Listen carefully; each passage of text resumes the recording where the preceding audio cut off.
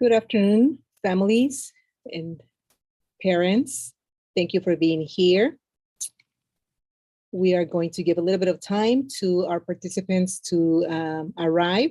Meanwhile, please select the language of your choice, English or Spanish. Buenas tardes, familias. Vamos a empezar dentro de unos segunditos. Vamos a darle tiempo a las participantes a que lleguen. Mientras tanto, por favor, escojan el idioma en el que quieren escuchar esta presentación. En el icono, en el símbolo del globo, pueden escoger inglés o español. Gracias.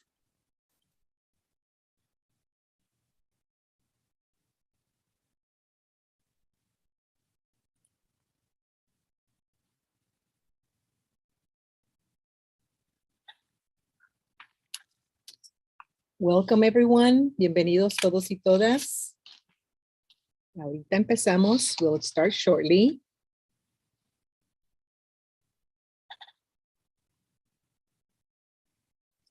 So let's get started, and we'll start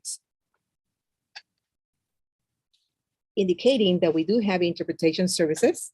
And again, just make sure you click on the globe icon, either English or Spanish, and that will be the language in which you will listen and participate to this particular presentation. So tenemos servicios de interpretación. Por favor, hagan clic en el símbolo del globo que ven y escojan inglés o español. Thank you. So now we just want to invite you to be an active participant. To do that, you may post your questions in the Q&A, or you may also ask questions in the chat. So again, please, any questions that might come up, feel free to use the Q&A, the chat feature, and that's the way we'll interact and communicate with you today. So as always, right, we start with an inclusion activity, and today's presentation is about being a volunteer, right? And so given that, let me ask you, and please read the 5 options here. What might be a reason for you, right? If you have volunteered or maybe want to, right, volunteer, what might be a reason that you have thought about, that you have considered to be a volunteer? So in the chat, please write either 1, 2, 3, 4, or 5, either one. It provides me with a sense of purpose, volunteering. 2, I want to feel part of my community by volunteering. 3, I want to learn new skills. 4, it supports my personal growth and self-esteem. Or 5, I want to support my child's school. And if I can please have Elizabeth, Ms. Lomeli, read some of the answers that might be coming in. So we've got 1, 2, 4, 5, 3, 5. There are some folks who wrote it out. I want to support my child's school, and I want my child to feel supported. We've got a lot of 5s, 2s, 3s, and then estar más cerca de mis hijos, right? So I would say 5, some 1s, okay, and 2s. Wonderful. And a couple of 3s. Okay, so we ran the gamut of answers, right? Some of you might have more than one reason. Maybe all 5 might be your reasons. Yeah, a couple of people picked all of them. That's correct, right? So we know that these are some of the reasons. There might be others, right? And if you want to add maybe one that it might not be listed here, why you want to volunteer or have volunteered in the past, right? Please feel free to share with us. I must add that 5 was the most popular. Oh, wow. I want to support my child's school. Thank you for that, right? Because that's the topic of today, right? But the volunteer school volunteer program. So we're going to go right in and start. And for that, let me have my teammate here, Elizabeth, guide us through the next slides. Elizabeth? Hi, welcome everyone. And the purpose of the school volunteer program, right, is to enhance our educational program at the school site. And we know that our biggest, most important job, right, our imperative is to help our students achieve academically, right? We want them to reach high academic achievement, and we can do that by involving our families, our parents in the volunteer program. A volunteer is a person who does not receive compensation, right? Does not receive a salary, but is authorized by LAUSD to perform volunteer services at the schools, right? So the volunteers that come to our schools here at LAUSD do so at the discretion of the principal, right? Without any expressed or implied privileges, right, beyond those found in the volunteer handbook, right? And at any time, the volunteer may be released from duties at the school deemed by the principal or designee. Okay, so just a disclaimer there. The main role of a volunteer at the school site, right, is to assist the school in improving the academic achievement of all students. All of those of us who serve at LAUSD in various roles, right, from the principal down to the person who helps us keep our schools clean, right? Our main goal is for our students to reach high academic achievement levels, right? So for our volunteers, it's important that you keep in mind that you're going to be learning new skills and learning how to engage with students effectively to support their learning. Okay, now I'm handing off to Miss Vilma. Thank you, Elizabeth. So we have learned so far, right, why become a volunteer, the purpose of a volunteer, and the expectations in terms of supporting student academic and performance and proficiency. That's what we want. And we just want to now share with you some of the, we know we're coming out of a pandemic, not totally out, right? And we know that during the pandemic, we closed down our volunteer programs because we were not at the school site.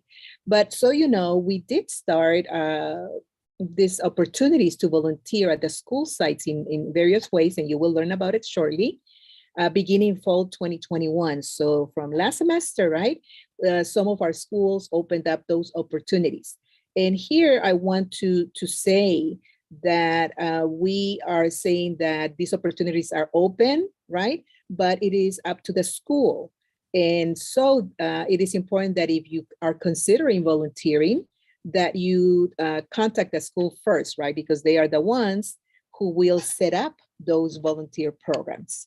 But we guide this presentation with these documents and we will show you how to get a hold of these documents, right?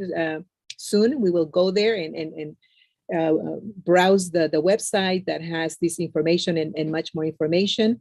But this presentation is guided by these guides.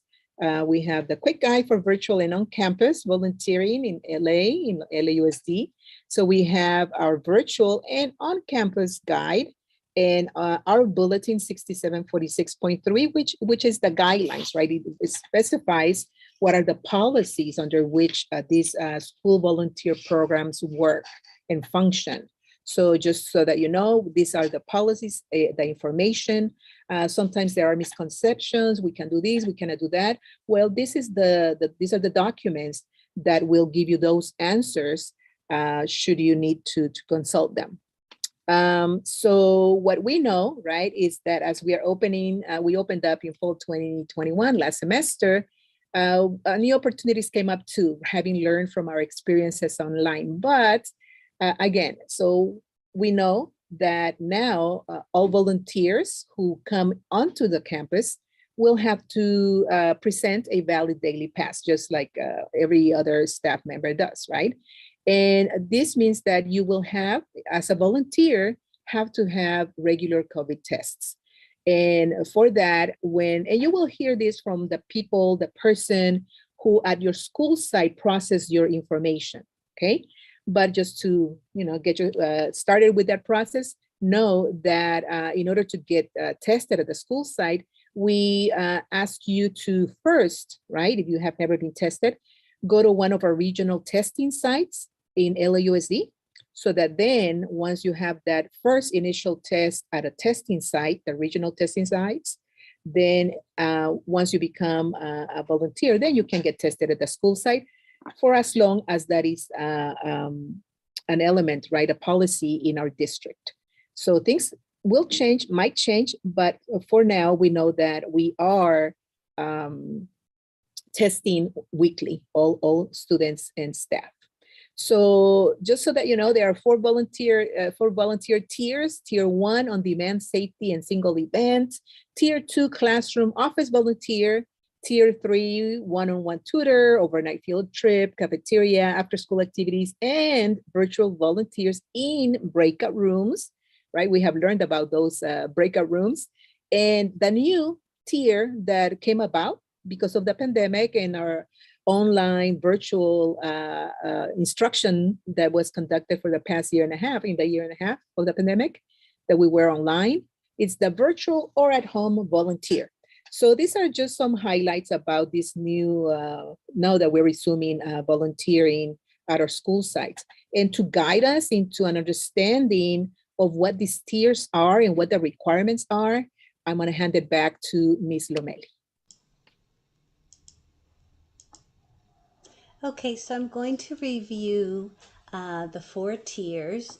I'm going to review the requirements, right, for you as a volunteer, and then I'll give a couple of examples of the duties under each tier. So for tier 1, that's our one-time event, right, during the school year. So it's for one day only.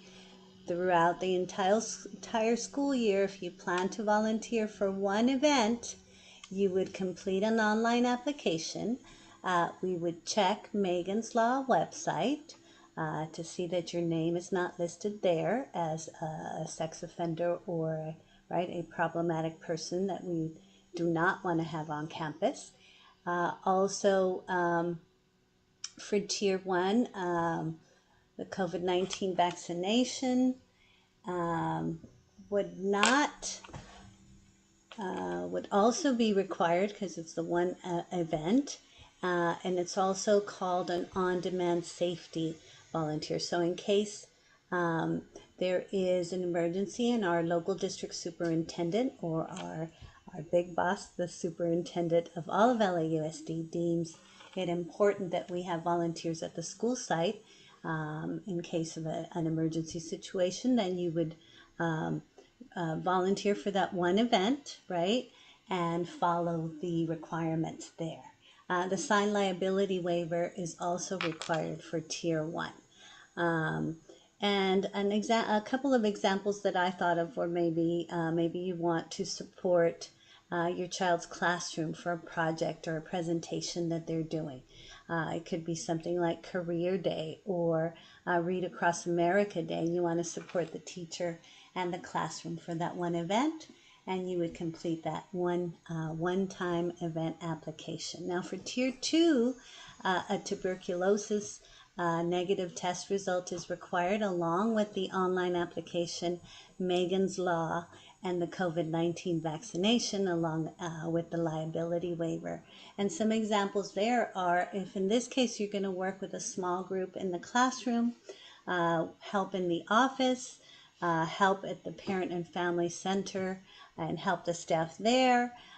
If you plan to accompany your child on various field trips, then you would need to meet all of these requirements, including the negative result of the tuberculosis test. For Tier 3, right, you require all of those things, but then you add the fingerprint clearance. So the online application, we check Megan's Law, you are vaccinated completely with COVID-19, you have the liability waiver, the TB test, and the fingerprint clearance. So my teammate Velma describes this as you get to do work more closely with students, then more is required, right? And we want to make sure that our students are safe and our schools are safe and that you're safe as well. So we go through these processes to make sure that that happens. So if you're a tier 3 volunteer, you could tutor a student one-on-one. And just another advisement is that for all of these tiers, there would be a certificated person who would be supervising the work that you do as a volunteer. This is 1, 2, 3, and 4. And so again, for tier 3, another example might be working in the cafeteria, distributing food, cleaning up in the cafeteria. If your child goes on an overnight field trip for maybe a camp event for the weekend, then you'd be able to participate. You'd have your TB negative test result, your fingerprint clearance, along with all the other things required in the other tiers. So those are examples. There are also student activities such as supporting the band at the school site or clubs, right? You would need all of those. You would need to do all of those things and to meet all of those requirements. Now for tier 4, which is new, this would be to support virtually or at home, or both, virtually at home or one or the other. And you would complete that online application and we would check Megan's Law, and you would get some assignments to complete at home, such as listing important book titles for your teacher or doing some research to help support instruction in the classroom. So that's what Tier 4 facilitates, your help from home and online. And it would be virtual, and you would not be working with students either virtually or obviously directly. If you have some questions, feel free to put them in the Q&A box and even in the chat. And Miss Vilma, if you'd like to add anything as far as the tiers are concerned. I believe you have pretty much covered it with great examples. Thank you for that, Elizabeth. So the questions will reiterate right now because it is about, do all tiers require vaccination? And or weekly testing is enough? So what would the answer be to that? Now, do all tiers require vaccination? Well, go ahead, Elizabeth. Well, tiers 1, 2, and 3 do require vaccination, right? Tier 4 does not, because you would not be coming on the campus. You would be working from home and you'd be working virtually, right? Yes. So weekly testing you would also do to go along with your complete vaccination status. And you would be uploading that onto the daily pass, right? Your vaccination status, your proof of vaccination, and then you would be testing weekly. And of course, your daily pass would be activated since you have a current negative test on file. Correct. Thank you, Elizabeth. I believe that might be, we are answering your questions on the Q&A, so feel free. We have our colleagues supporting by answering your questions. We will come back to the questions that have been answered just to make some points, right, rate them. So we will do that.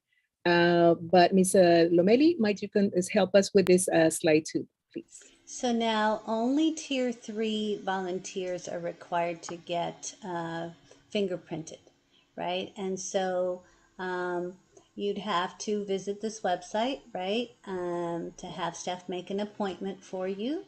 You can make an appointment, and the regional sites and the staff can make an appointment as well. So for Tier 3, and remember, you're working more closely with students then, and so we require LAUSD requires, right, the negative proof of the proof of negative result on the TB and fingerprints, along with all the other requirements of completing the application online and checking the staff at the school. We would check Megan's website.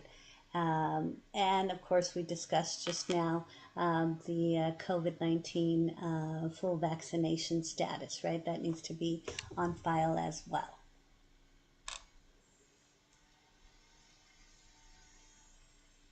And so during this time, there have been produced some badges that are temporary, right, for on-campus volunteers, and they would be sent to school administrators through email so that volunteers could use them until the permanent badge arrives in the school mail. So as you can see on the left, there's an example of a temporary badge the school would provide for you to support your school, and then on the right you see what the official badge looks like, and it takes a little longer to arrive. So we have both versions that are being used during this time. Thank you, Elizabeth. I will we'll look at some of the questions that have been asked because one time is not enough, right, for us to really grasp sometimes all the differences between the tiers. So I know that one of the questions is about volunteering in a school other than the school of the child, if at that child's school there isn't, the program is not yet open, right? Can they then volunteer at a different school? So what would happen in that case? Can you volunteer, a parent volunteer at a different school that is not their child's? And of course, right, this is volunteering is not just for parents, right? It's also for community. So if you're interested, right, to volunteer in a school site, you may, even if it isn't your child's school. But it is important to note that you will have to go through the whole process, right, of all the requirements, meet the requirements. And Ms. Lomeli, we discussed right earlier how we wanted to ensure, that just because you got processed as a volunteer in one school, right, that doesn't mean that you can, with that badge in particular, go to another school and say, I'm a volunteer. Each school processes their own volunteers. So yes, to the question that a parent had, one of you had, thank you for being here, about do you talk to the principal first? Yes, you would call the school and see about their opportunities for volunteering, right? I know that we are presenting this today because lately we have been receiving questions about volunteering. We know that schools are opening up these opportunities now that we feel a little bit much safer, right? And that's why we have this for you again. So in terms of how much the fingerprints cost, I believe that they are free. You will have to definitely apply for them through this website, right?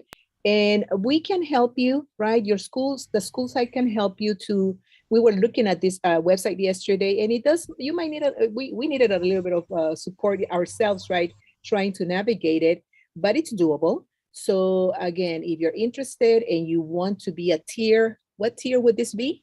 Tier 3 volunteer, right? Where you're closer, working closely with students, then you do need the fingerprints, okay? And the fingerprints you do, right, in collaboration with LAUSD, you do Mhm. not go on your own to get the fingerprints, because there's a question in the chat as well. Okay. Yes, they're free, and we support you in the process, right? And you go through this website because it's connected to LAUSD, right? And then we would have everything on file. So you do not have to go out and get fingerprinting of your own account. That was a question. And there was another question, Ms. Vilma, about explaining what the Megan's Law is. Okay, I believe you did a great job about explaining it, Miss Lomeli, and it was very important. It's the first thing we do, the first step before anything, right? The first thing our schools are required to do is to check this website, public website, where anybody can check, Megan's Law website, to ensure that the person who wants to be a volunteer at our school sites or offices, right, is not does not appear. Their name is not part of that website, that's database of offenders, sexual offenders. That's what it is, that website and database. So that is Megan's Law website to ensure, first step, right, that we check everyone, and that is for all the different tiers. So that's what it is. In terms of other questions I see here, do you have to pay out of pocket for the TB test? For fingerprinting, we already said no, as long as you, in conjunction with the school, right, apply through this website. And in terms of TB test, we can guide you to free clinics that might do this for free, your TB test. And how many years does a TB test? This is a good question. I guess that some of you might have been volunteers already in our schools, and now you want to come back, and you were already processed, right? But now I believe you will need to process again. But the TB test in general lasts up to 4 years, okay, just like for staff.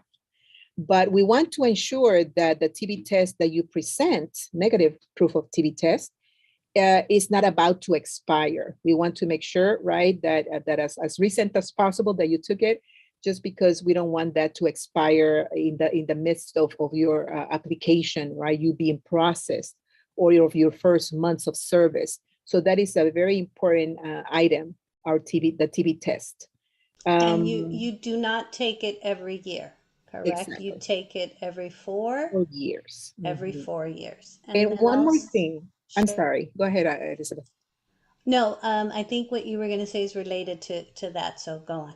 Yes, I was going to say that another question that we usually get is about, do you have to take a TB test for every school where you apply? And no, that same result, TB test result, should be you should be able to present that at any school where you want to volunteer. Some parents and families and community volunteer at more than one school, right? Sometimes. So then they have to, again, get processed at each of the schools and present the different documents as we already have explained, okay? So Um, that fits into a question about wanting to be a volunteer at her daughter's school in middle school and her son's school in elementary school. So absolutely the parent can volunteer at both schools, but has to do an application for each school. But the fingerprints and TB, right, the same results can be used right in the process at both schools. Correct. That's correct. Mhm. Um, Also, a question about how long the fingerprints last. okay, I am not too sure, but I believe that, oh yes, I do know. I believe that as long as you're part in an active volunteer, right? But your fingerprinting is in place. However, if you leave, right, and you stop volunteering for 2 years, I believe, if not 1.5, then you have to again do the fingerprinting if you want to come back. So again, it's about continuity, right? And if you stop volunteering, and then after a couple of years come back, then you're going to be asked to again do the fingerprinting, should you want to be a tier 3 volunteer. Okay. So Another we question, I'm Yeah. sorry. No, go ahead. go Ophelia. ahead, Miss Ophelia. Another question would be, what happens to those parents that are not able to take a TB test, but that are mandated an X-ray? What would that process be? So confirmation, right? I believe the doctor would indicate why they cannot take that test, but we will need some proof about related to tuberculosis. Okay, so that's very important to have evidence of a negative TB test, either skin test, right? Or why not? Why they cannot take it? So yeah, Vilma, if I may add, yes, so the doctor would give clearance Clearance. via the X-ray, and they'll provide the documentation.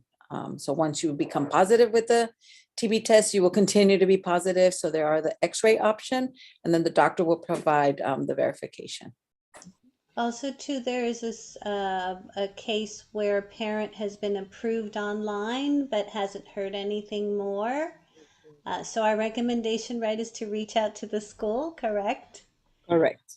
That would be And correct. to find out what's going on at the school site, and asking the principal, person in charge of the volunteer program at the school, and they would be able to answer that question.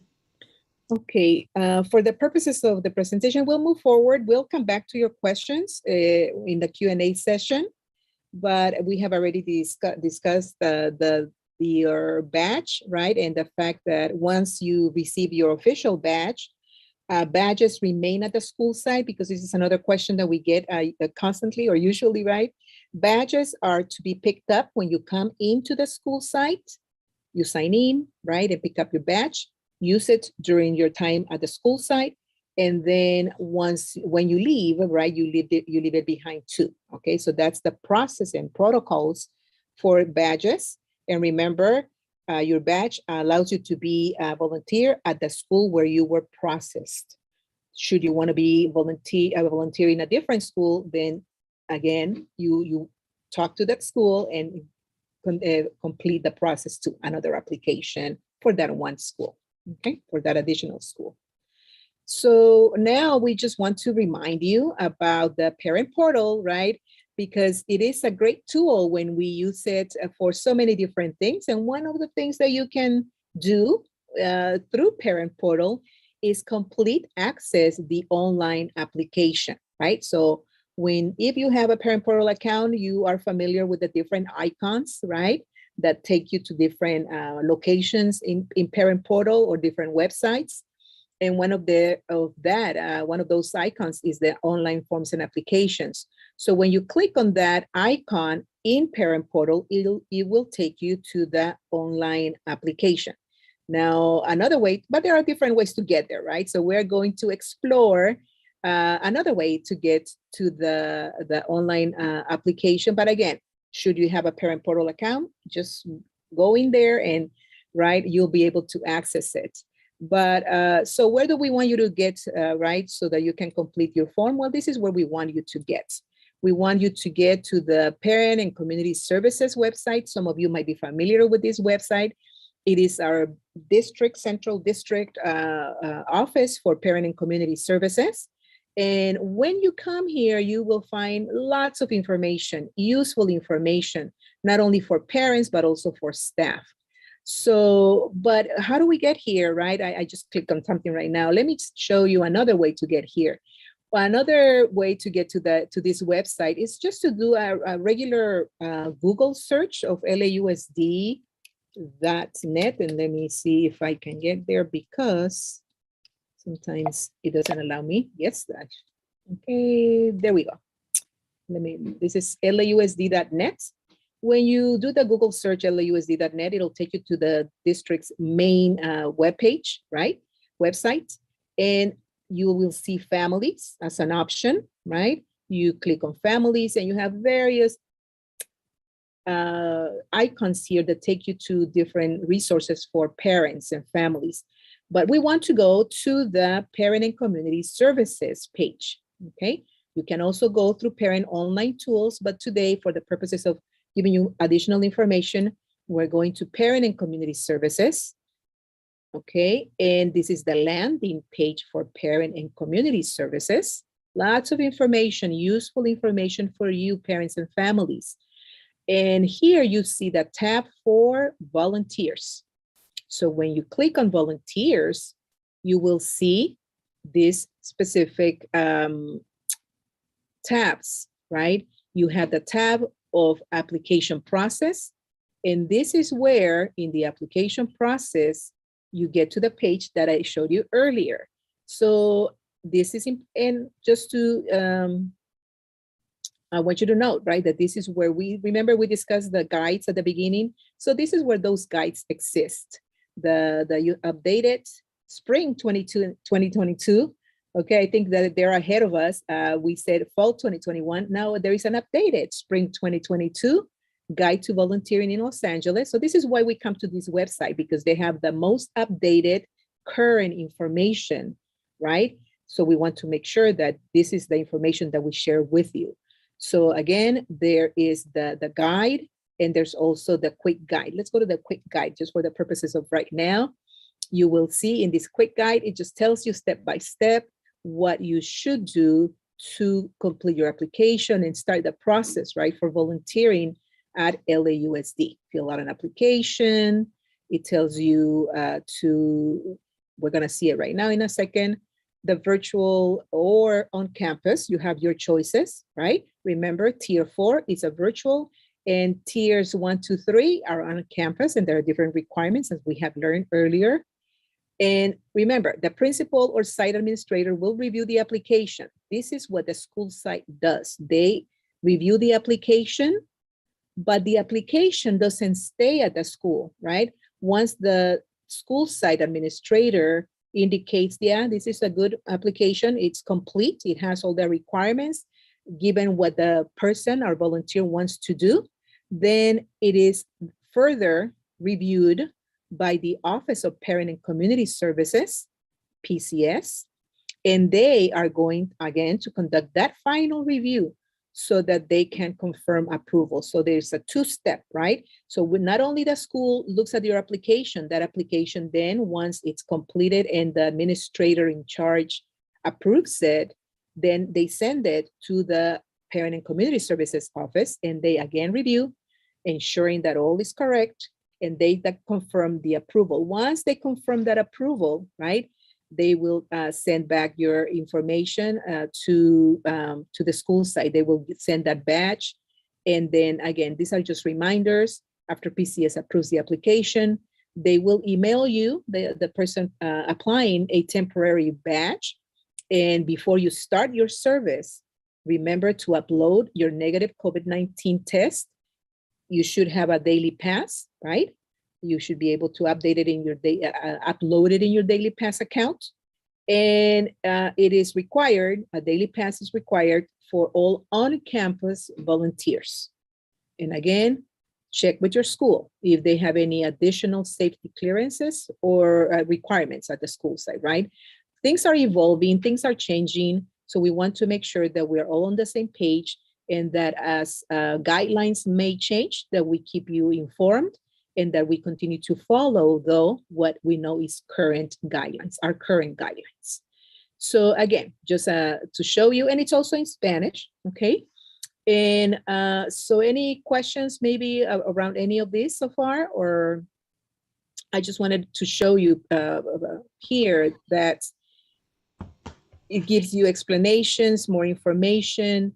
This is the access to the actual volunteer application, and more information about it, how to get to the Daily Pass and get your account if you don't have a parent. Remember your parent portal account. If you have a parent portal account, that same email and password allows you to access all these other platforms, the Schoology platform, the Daily Pass platform, the Unified Enrollment platform, right? So that email and password is the same that you use for all those different platforms. But in this case, we're talking about ensuring that you upload your vaccination, proof of vaccination onto your Daily Pass, so that then, right, and ensuring that you get tested, because that's the way you will generate your Daily Pass, okay? So again, you complete, you submit, and remember, these are the items that we have discussed right now, right?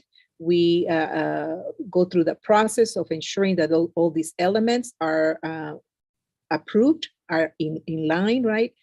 And if you want to see the actual bulletin, you can access it too, right? It's a lot of pages, actually. But remember, you might find it also. We are going to, they might not have it, right? But I will ask our community representatives and parent and family centers, right? They should have access to the bulletin too, and they can show it to you should you have any questions and you want to see the policy. This is the policy, right? Together with the guidelines that are being, as you see, updated as we move through this pandemic, and hopefully we'll be out of it soon, right? So again, this is an important page for you to browse, to read through, as it gives you the information you need as you plan and apply to become a volunteer. And just to show you, this is where you would log in, okay, LAUSD Parent Guardian, to complete your application. Now, I'm not able to go any further, right? I don't have a parent account, But remember, what would you need here? Your username is that password that you have that you use for Parent Portal, for Daily Pass. And if you don't have one yet, we will help you, or we can guide you into creating an account so that email and password, right? You can use it then to ensure you can complete or start the process by completing the online application. So might there be anything? Well, let me go to the guide. I'm a little bit curious about the guide. There was a question about what the website is. Yes, Is it the one that says volunteer? for the application. Yes. Well, the question was, what is the website? So So the website to get to the volunteer tab would be the one for parent and here again, right? Parent and community services, parent and community services. And you can access it through the main LAUSD website, okay? You can also, I also do this, you know, because there are so many ways to get to the same place. Sometimes I just go PCCS-LAUSD, and guess what? It takes me to PCSS Home Los Angeles, and there I go to the same location, right? I go to volunteers, and I'm going to the application process. I believe I'm going to the application process. Maybe no, that's the bulletin, right? The application process, and I'm back at this page from where you can access the online application. So I'm gonna put it and make it a little bit bigger, because if you want to take a screenshot of this is how you will get to the actual website to complete your volunteer application. Yes. And Okay. you, in this example, you Googled it, PCCS. I Exactly. mean, when you started. Also, there's Or- a question, if a grandparent wants to volunteer, Hmm. would they have to create a parent portal account? Well, they will not create a parent portal account, but remember, we say parent portal accounts, right? But it's actually an authentication. So for example, let me show you.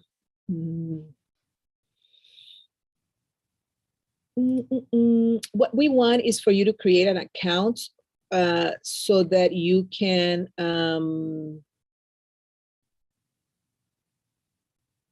well, let me see, for the application for staff, and Ophelia might help me with this one, for community. So the grandparent would not be a parent, right? And they might not be the legal guardian. So they can create as long as they have to. I mean, there's no other option here but to create, as I see it here, a username and password. But again, anyone can create this, right? An authentication and user authentication. Okay, you can do that. It's just register, right? You would register and you will go through the steps, right, to create an account. Now, the only thing is that you wouldn't be able to, you can't even access the parent portal. What wouldn't you be able to do? You would not be able to add children, right? Add students onto the parent portal. But again, any person really, right? Even staff, by the way, can create, I'll show you again, right? Oh, I don't have one, right? Oh, I don't have I'm not a parent. I don't have a parent portal. I want to be a volunteer. Just go in here, right? And then, well, register for an account, and you will do the same thing as all parents do, right? You will create your account, your district account, email, password after you finish the process. And that is the email and password that you will use to start your application. I hope that that was clear. I know I repeated it about twice, and sometimes that creates more confusion, but I hope that was clear that anyone who wishes to volunteer, community, right, or parents, but community, not parents, can also create an authentication, right? So that then they can become volunteers, complete the application. You are correct. What they would do is go ahead and apply under LAUSD community. Exactly. Once those choices are given, right? And we're not showing you those additional steps because unfortunately I cannot get in there, right? But we can't remember when you're ready to do this, right? When you have said, yes, I want to do this, and you have called your school and those opportunities are open, we will support you in the process. So be aware, we are here for you. We will support you in getting this process going, no problem. So we just wanted to show you how to get there in case you are interested, right? And are thinking, I hope you are, in becoming a school volunteer. It is very rewarding. Maybe let me ask in the chat, have any of you who are here, are you volunteers? Have you volunteered at your school site? Yes or no, right? You can tell me yes or no.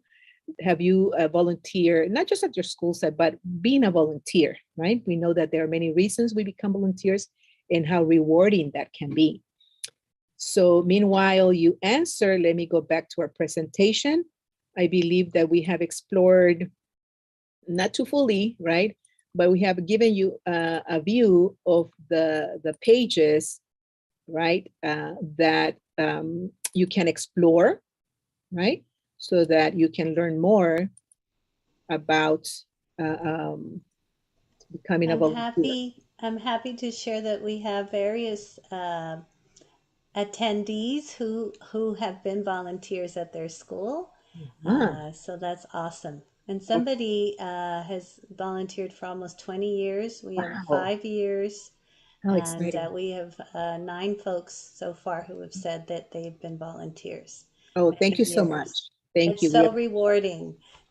Miss one of our attendees, Miss S, Mhm. shared that it's very rewarding. There was a question earlier, Miss Vilma, about if I've applied this year if I want to be a volunteer for next year, should I apply now or should I wait till the next year starts? I would probably, that's a good question. I would call the school and ask them. Because if you think about it, we start school in August, right? So we only have that July really, right? But if you want to get your application, well, it's rolled over now that I think about it, right? How every year our community reps who might be here know they have to roll over the system because we start anew the following year.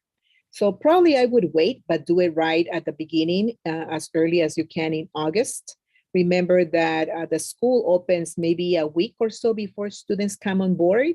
So that might be a thing to do, to be ready with all your documents, right? To ensure that you have everything ready, your TB test, maybe your fingerprinting, right, already, so that you can then, as soon as you can, start volunteering. And if you don't want to do level 3 right away, you can, start maybe at tier 2 if you want to right away volunteer more quickly, because sometimes it takes a little bit to wait for the fingerprinting, right? As I understand. So there is a possibility of you starting at level 2, right? And then moving up to level 3, should you wish to. Remember that level 2 is about being in the classroom or with a group of students, but we have our staff there supervising with you, right? So you're never alone, basically, in tier 2 with any student, okay? Let me continue, and I believe that's it, right? The Q&A, the question, we have answered a lot of the questions, but if there are any questions worth repeating or revisiting, Lomeli?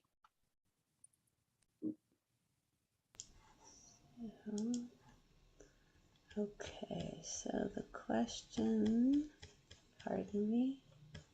Ms. Monson, I just wanted to add that last year when we went on pandemic mode, that second year that we started, we didn't roll over the applications like we normally did because we had an added requirement of that form, that liability waiver.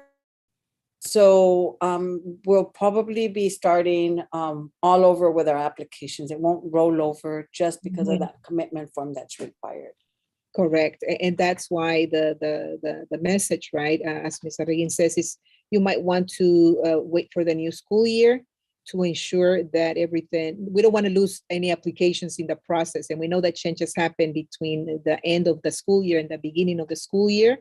We want to ensure that that things are taken care of, right? But we have a couple of months still. We have what, April, May, and a good chunk of June. So that's a good question. I think I will want to confirm that it's open, right? The possibility is open right now. So why not if you want to, right? Because as we said, we opened up this possibility of volunteering in the fall. So why not if you really want to volunteer? And again, the message we want to send is that you have to be processed, right? At this time, at the school sites, we are not having many of our activities for parents are not on in person, right? Or we're still conducting our SSC, our ELAC online. We're conducting some events, right? That the principal has already clear with operations that they can have in person, and they have given you some guidelines, right, when you come onto the school site. But for the purposes of volunteering, right, we want to ensure that you are duly processed and everything is in place before you come. And one more thing that it is important to know about the volunteer, being a volunteer at a school site, is that you are coming on as with a purpose. There has to be a reason, right, for you to be at the school site. It is important that we recommend, obviously, that the person managing the program at your school site has a clear schedule of activities and time in, time out, right? And that you, parent, right, specify what kind of work, what kind of volunteer work you might want to do, and be in agreement, right? One thing we wouldn't want is just for you to be idle at the school site, not having anything to do. And this is why we're saying contact the school. They know what the needs are of their particular school site, and then I'm sure they want you, right? But be there with a reason and with a purpose. We don't want you to just be there and then not have anything, right, to do. That is not volunteering. That is not the purpose of volunteering. So we recommend, highly recommend you know exactly what it is that you like. Ask your school, what are the opportunities, right? It might be just a virtual volunteer that they are needing at that time, right? Maybe it is that one day volunteer, your tier 1, that they might call for, right? We don't know. So that's why, again, check in with the school site. They are the ones, and the principal ultimately, or the designee, is the person that makes the decision as to processing and approving those forms, okay, those applications. That's the way it's set up according to our policy and guidelines, okay? So I do see maybe, yes. Is there a job aid principals can use, right, to follow the approved? Yes, there is. I'm not sure if this is a particular school, but let me just provide our contact information, so that should you be the principal who's asking the question, or then make sure that you contact us. But I believe the website also has that I showed you earlier. The volunteer website at PCS also has that job aid to support you in processing volunteers. Okay, let me see. We have a few minutes. We are going to just go on to our announcements, just because I think we have answered most of the questions, but you're still welcome to ask other questions should you have them. We want to invite you for tomorrow, right? We usually don't have Thursday tech talks, but we're following up as promised from last week's presentation on the spring assessments. So tomorrow we'll just do like we did today. We'll browse the websites so that parents can see the resources that are available to support your children to become familiarized with the spring assessments, the SBAC, the California test, science test, CAST, right? Maybe even LPAC. I will show you how to get to those assessments, practice test questions, and resources. So that will be tomorrow. We'll have 2 sessions. The morning session at 10 will be conducted in English, and the afternoon session at 3:30 will be conducted in Spanish. So that will be tomorrow.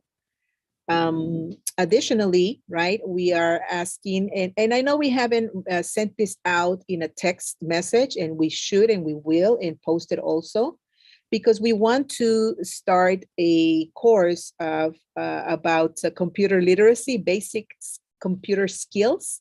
So again, it's upcoming. I know we promised, and we haven't sent out that information directly to you so that you can hopefully join that computer course, basic skills, how to navigate the internet, learn about online safety, Windows, mouse and keyboard basics, right? Email and more. So again, we hope that when we send this out, you are able to join that course or share it with others who might want it or need it, right? Also, here we are. It's important to take care of ourselves and take care of our mental health and our well-being and our students and learn how to do that. So for that, we are inviting you, right, to the school mental health parent workshops beginning March 25th. So that's starting this Friday at 9 a.m., right? Regulating emotions at home. Then April 22nd, parent roadmap, building resilience in your child.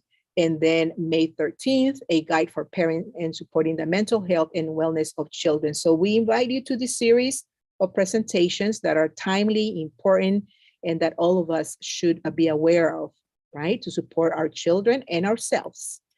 Lastly, this is our contact information. I think we're ending a little bit early, but we still have time and we're here for you. Should you have any questions, we're gonna stay on for a few more minutes. But again, we hope you can become a volunteer, call your school, reach out, and we need you, right? You are going to gain new skills, but we also appreciate and value the skills you bring to our school sites.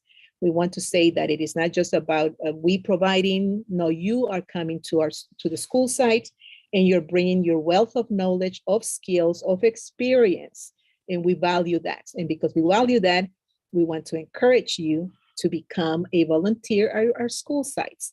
Again, this is our information. You may contact us. You may contact your school site to get more information about becoming a volunteer. Might there be anything else we need to address at this point that you might see in the chat or Q&A, team? I think we've addressed everything. Thanks, team, for all the support.